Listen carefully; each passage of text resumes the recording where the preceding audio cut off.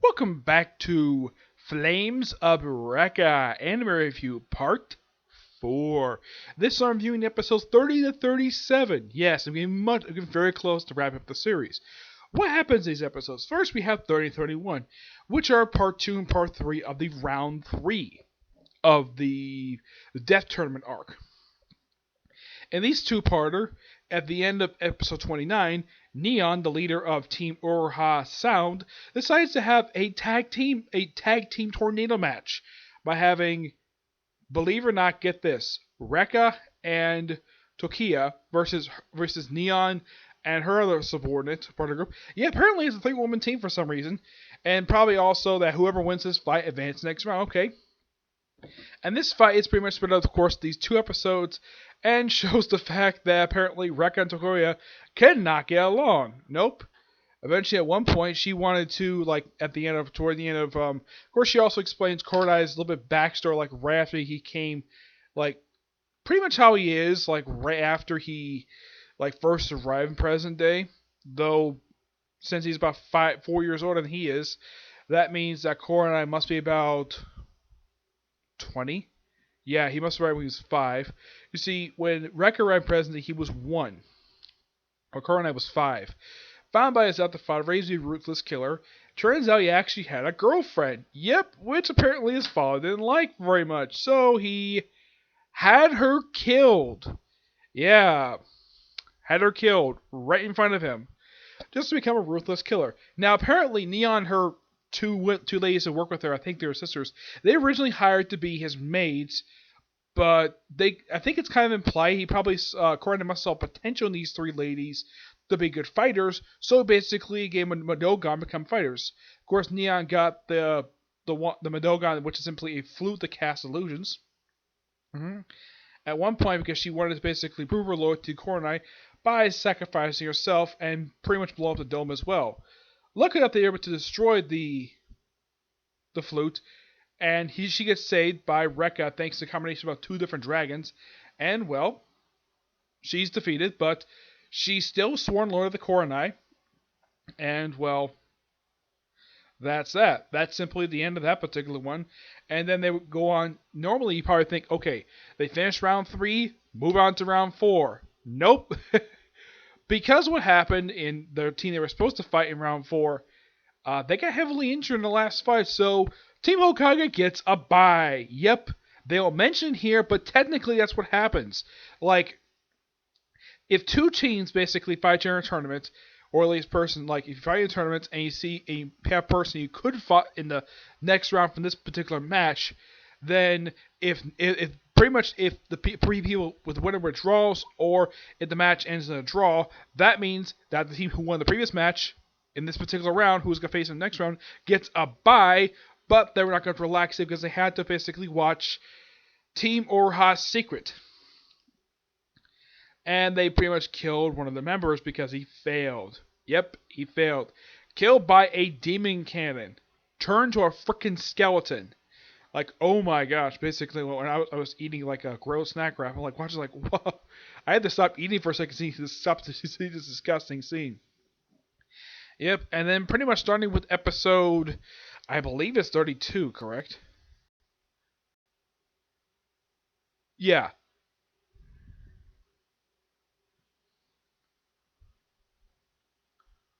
Yeah, starting with 32 up until 37, we have technically the 5th round, the semifinals of the Death Tournament. First, we have Kuraki go up against a guy who's got he basically acts like he's simply a invisible man. Yeah, with his invisible sheet, and him being pretty much just, well, getting blood over things, basically beating the crap out of Kuraki. I forgot the kid's name. It's Kuraki, I think it's pronounced his name. Kogani, yes.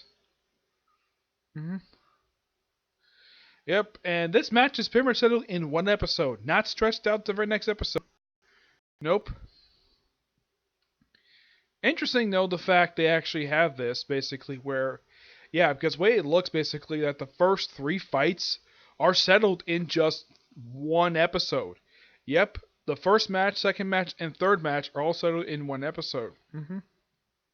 Actually, no, the third match actually settled in 2 episodes. Yep, 2 episodes, and then of course the last match is settled in the last 2. Despite the fact that Korg and I defeated the Copy Ninja, he falls unconscious. Match is a clear draw. And then we have Fuko. It's Recca versus a Copy Ninja. What did I don't know if this particular character, the whole thing of a Copy Ninja, was this the inspiration for Kakashi in Naruto? It's possible. Naruto started in 1999. The series ended back in 1998, so it's possible that Kishimoto, he must have watched the anime under the original Japanese sub, of course, and probably go, hey, Copy Ninja. I think I'll give that nickname to Kakashi. Though at least he actually has a more simple reason than using a... And apparently his Madogu, which is basically kind of like an armband, he's able to copy Recca's dragons. Yeah, this lasts for just 1 episode, and after he basically tamed a 6th dragon in this one, he's able to defeat the Copy Ninja pretty easily. Despite being a really grueling fight. And the only reason why the 6th dragon had popped up because he got tired of being copied. He was insulted by it. So the guy was pretty much easily defeated. Oh yeah, and part of his outfit was burned. And then at the end of this particular episode, like...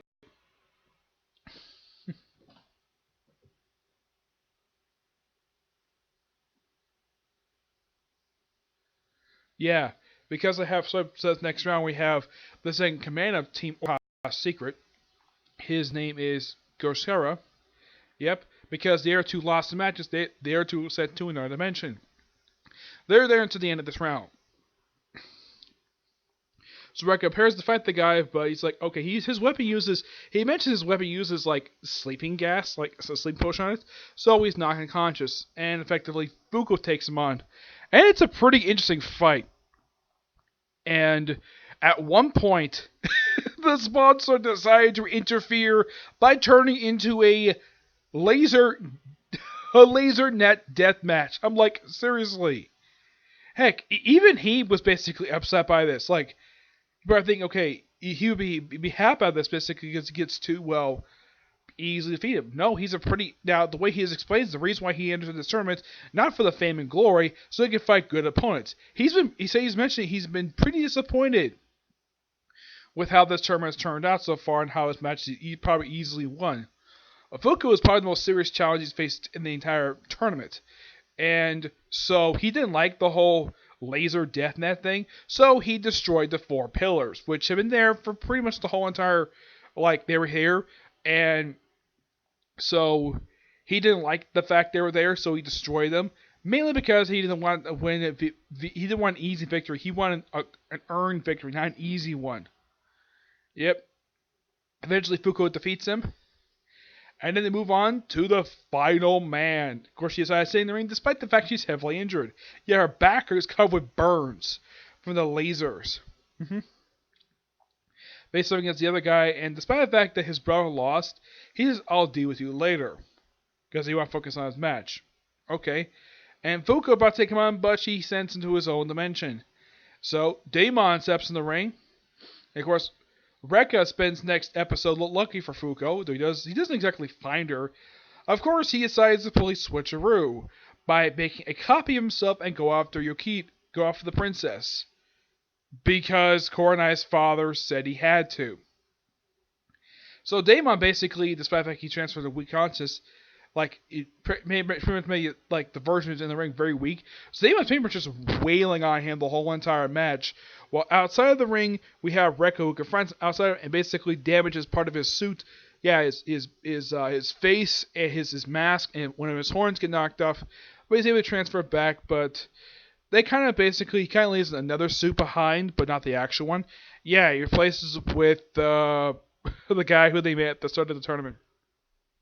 Which he's unconscious, and of course he's kind of a pervert. As for why he decided to switch it with this one, no idea. Oh, and he's actually ordered by Koronai's the father to actually kidnap Unagi because he had to, because he was so desperate for some reason. Of course, when Koronai found out about this, he confronts him at the end of the actual after the match was over. Eventually, Damon was able to defeat him thanks to several demon cannon attacks. The first one managed to make a crack in his dome, thus having, and of course, the Fuko and the other two, who had lost their fights, found the real. What's this guy's name? The real Fujin. Not Fujin. His name is Megasa. Yeah. They find the real guy, and he's a guy in another dimension looking at a giant orb like he's freaking Rita Repulsa. I'm like, when I saw this, I'm like, what? Why the heck is he doing this for? As for why he decides on basically sending a hollow shell to fight his battles while he hides in another place is never explained. He pretty much is, eventually the dome is destroyed thanks to Fuko destroying it. He gets pretty much transferred back to the real world, and of course, there's also Damon trying to rip off his cloak. And yeah, eventually transfers back. He pretty much gets defeated by the demon cannon. Damon beats him, of course, he's not unconscious. Damon's declared the victor, and Team Okage proceeds to the finals. Kurenai probably, now he doesn't do anything to Magensha's brother. No, he does nothing to him at all because he did nothing wrong, and because he found out that he tried to, let's just say, force his hand to get Unagi. And in fact, he pretty much proved the embarrassment to him. He simply kills him on the spot. And Recca basically doesn't like he getting tired of his cold-bloodedness. And then, the guy who Kurenai was probably supposed to face off against in his match decides to forfeit the match because he didn't want to face off against Kurenai. So he withdraws, and he becomes a spectator. Kurenai confronts out the fighter lead about this, and he says, "Don't interfere in my match, otherwise he'll probably kill him." And he reluctantly agrees. And right after he leaves, his adoptive father is looking at a screen with a tube with a naked woman in it. Who this person is, I don't really know. Yes, I read the manga. I don't really remember who this woman is. It could be Kurenai's dead girlfriend possibly being cloned. It's possible, but they may explain later. But as for in the case of these 8 episodes, they're pretty good. But my gosh, did in fact the series had to go so graphic like that with episode 32? Yeah, that was completely necessary. The tag team tornado match, that was fine.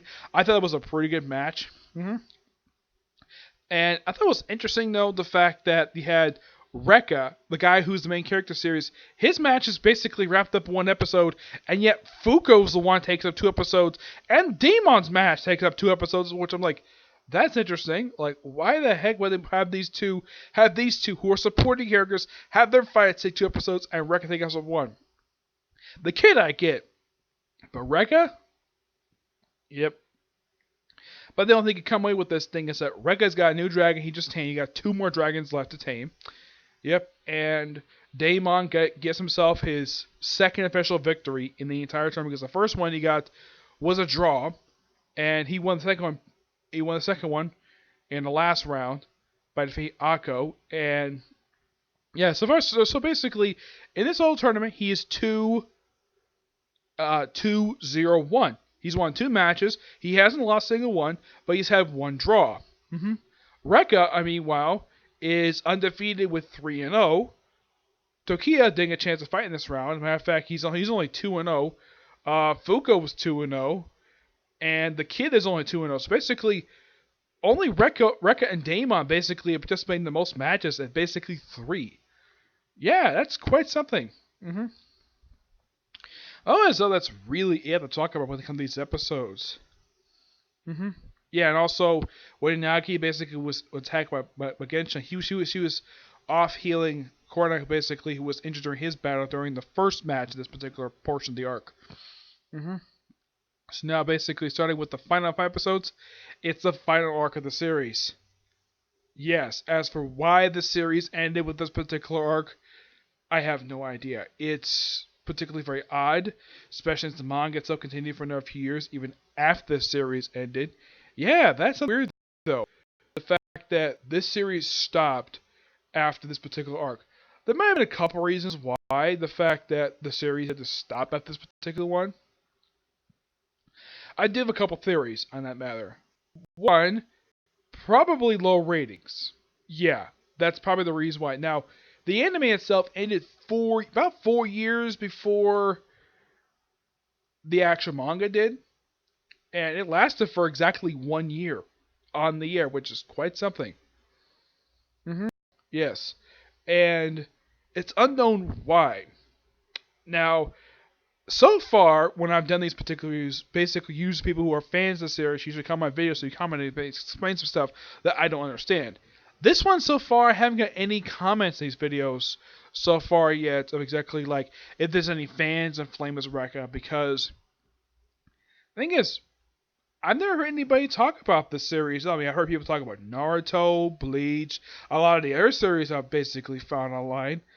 And this series, no, surprisingly, no one's talking about this one. I've heard case we've talked about Case Closed, but not this one. No, I've never heard anybody talk about this one. No, it's particularly very weird. I would think though, anime from the 90s. These people probably would talk about anime from the 90s. I mean, I've heard people talk about Yu Hakusho or Dragon Ball Z or Pokemon Digimon, but not this series for some strange reason. Heck, I've never heard much people talk about the 1999 Hunter x Hunter series because people love the 2011 series, but not 1999. It's almost like a series of watch where nobody's talking about it. Yep. So yeah, that's it for this particular review. My next review, you probably think, movie review next. Nope, I'm actually going to hold off movie reviews until much later. My next review is going to be a review of the newest episode of 7 Deadly Sins. Yeah, in case you're wondering why I haven't uploaded a video since Tuesday, and the last one being review, I think was like Black Clover was the last one I did.